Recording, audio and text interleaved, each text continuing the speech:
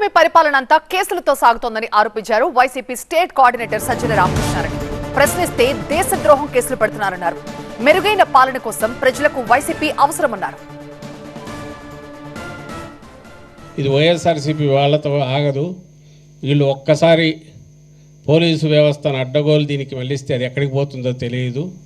ఆ తర్వాత ఎక్కడికెక్కడికి ఆఖరికి పోయి సామాన్యుల దగ్గరికి వస్తుంది అన్నది ఇది ఈరోజు జరుగుతుంది.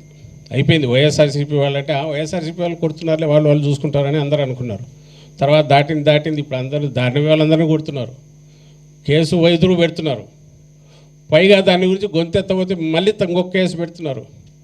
ఆ గొంతెత్తి అది ఎక్కడన్నా వస్తే వాళ్ళ మీద కేసులు పెడుతున్నారు. ట్విట్టరు, ఫేస్బుక్ అందరి మీద కేసులు పెడుతున్నారు. రాకూడదు, ఎక్కడా రాకూడదు. ఏదో వాటి గురించి ఒక విమర్శ రాయకూడదు, లేదా అవినీతి అని రాయకూడదు. రాస్తే ఏదో దేశద్రోహం చేస్తున్నారు వీళ్ళు. చంద్రబాబు నాయుడు గారికి వ్యతిరేకంగా అంటే దేశద్రోహం అని కేసులు కట్టేస్తున్నారు. ఇంత భయంకరమైన పరిస్థితి ఎక్కడ ఇంతవరకు హిస్టరీలో రాలా. ఫస్ట్ టైం ఆంధ్రప్రదేశ్లో. ఎవరు నమ్మడం కూడా అలా ఎక్కడన్నా చెప్తే ఇట్లుంటుంది.